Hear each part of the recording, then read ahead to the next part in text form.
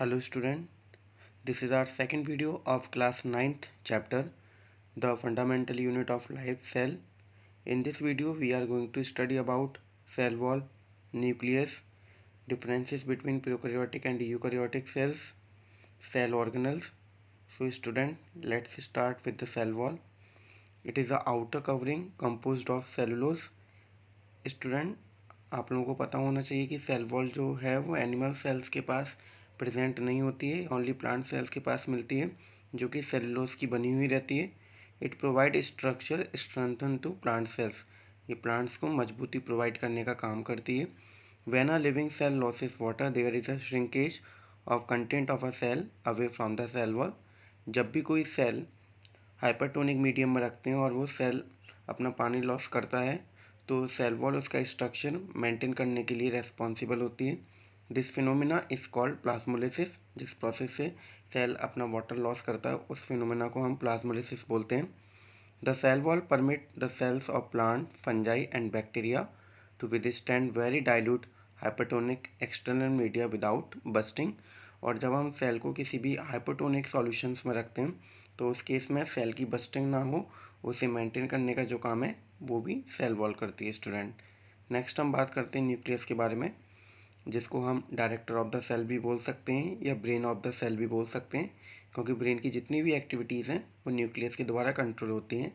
It is a dark coloured spherical और oval dot like structure near the centre of the cell called nucleus. ये cell के centre में present है, but plant cell में ये centre पे present नहीं होता है, वहाँ सेंटर पर वैक्यूल आ जाती है, जिसकी वजह से न्यूक्लियस साइड में शिफ्ट हो जाता है। The nucleus play a central role in cellular activities and reproduction.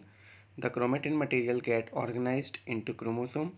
और न्यूक्लियस के अंदर क्रोमेटिन मटेरियल प्रेजेंट होता है। सेल डिवीजन के दौरान वो क्रोमोसोम्स की शेप्स में अरेंज हो जाते हैं। The chromosomes contain information for inheritance of features from parent to next generation in the form of DNA, full form है डीऑक्सीराइबोन्यूक्लिक एसिड। और ये जो क्रोमोसोम्स होते हैं ये जेनेटिक इन्फॉर्मेशन को कंट्रोल करके रखते हैं और ये एक जनरेशन से दूसरी जनरेशन में जाते हैं। एंड प्रोटीन मॉलिक्यूल्स, जो क्रोमोसोम्स हैं वो डीएनए और प्रोटीन से मिलकर बने हुए रहते हैं। The function segment of DNA are called jeans.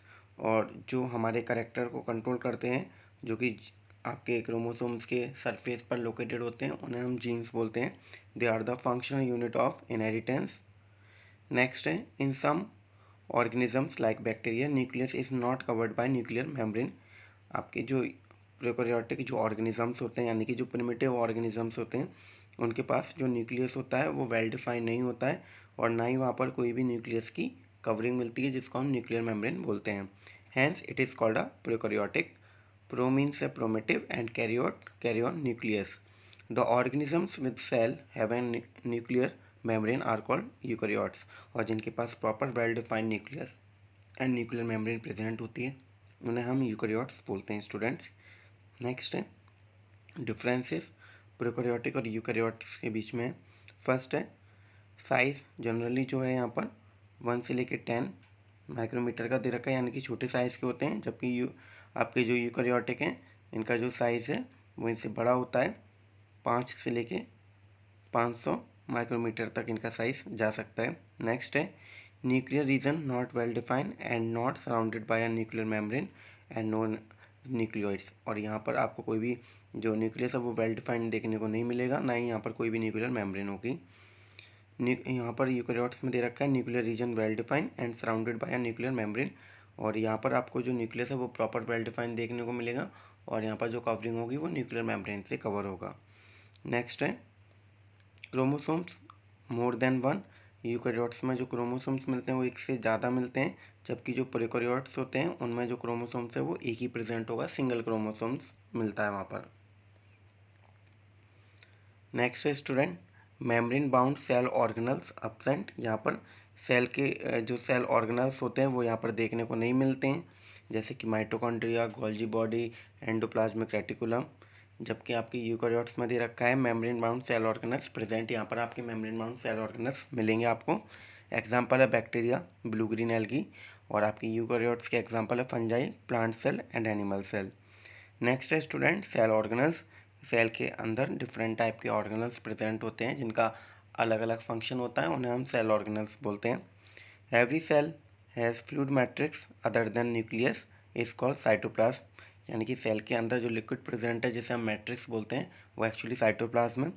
The nucleus and cytoplasm is together called as protoplasm. जब हम न्यूक्लियस और साइटोप्लाज्म को कंबाइन करते हैं तो एक न्यू टर्म हमें देखने को मिलता है जिसको हम बोलते हैं protoplasm. The protoplasm term was coined by पुरकिंजे, जो साइंटिस्ट हैं पुरकिंजे, जेई पुरकिंजे इनका पूरा नाम है, उन्होंने सबसे पहले ये टर्म दिया था protoplasm. It has important cell organelle, endoplasmic reticulum जिसको शॉर्ट में ईआर हम बोलते हैं, Golgi apparatus, lysosomes, mitochondria, plastid and vacuoles, ये सारे सेल ऑर्गेनल्स होते हैं जो सेल के अंदर प्रेजेंट होते हैं। सबसे पहले स्टार्ट करेंगे एंडोप्लाज्मिक रेटिकुलम से, जिसको शॉर्ट में भी मैंने बताया ईआर बोलते हैं। It is a large network of membrane bound tubules and vesicles, यहाँ पर ट्यूब लाइक स्ट्रक्चर या जो आपके स्फेरिकल फॉर्म में जिन्हें हम वेसाइकल्स बोलते हैं, यहाँ पर इस तरीके के स्ट्रक्चर्स हमें मिलेंगे।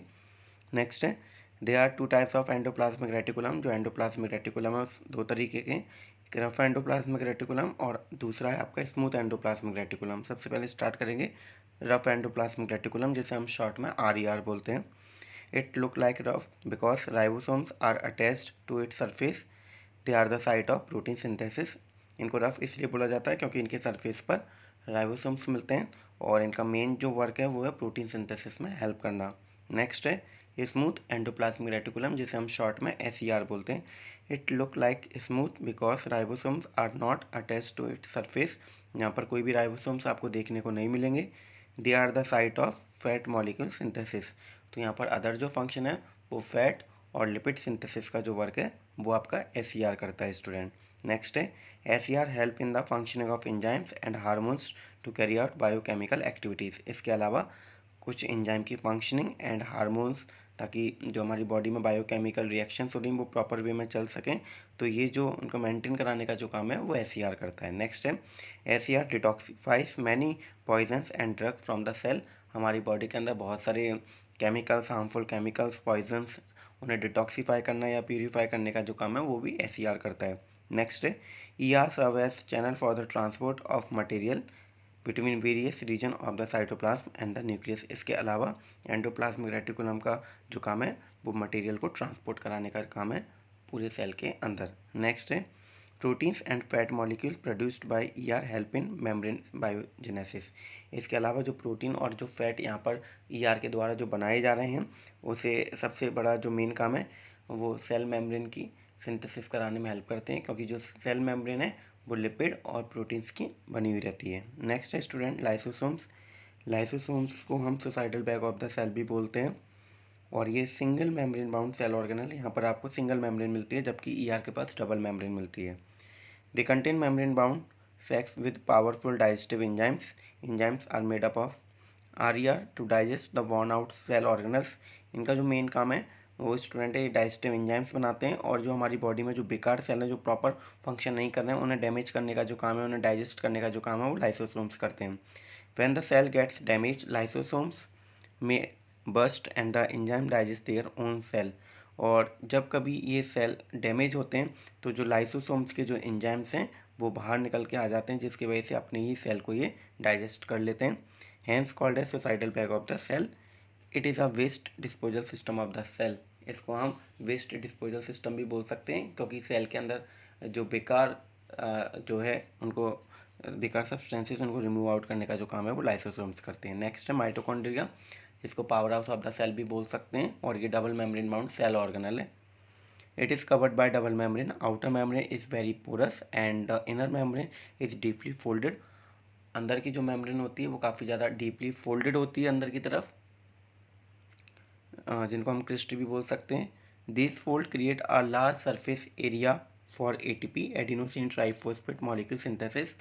माइटोकॉन्ड्रिया को power house of the cell इसलिए बोलते हैं क्योंकि ये एनर्जी करेंसी बनाने का काम करता है। ATP जिसकी फुल फॉर्म है adenosine triphosphate. ATP is the energy currency of the cell. ATP को हम energy currency of the cell भी बोल सकते हैं।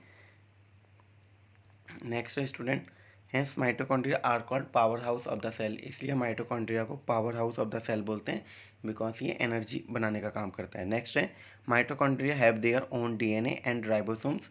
माइटोकॉन्ड्रिया के पास अपने खुद के डीएनए और राइबोसोम्स प्रेजेंट होते हैं, इसलिए हम इनको सेमी ऑटोनोमस सेल ऑर्गेनल भी बोल सकते हैं। Therefore they make their own proteins, तो इसलिए ये अपने प्रोटीन्स भी बना सकते हैं स्टूडेंट।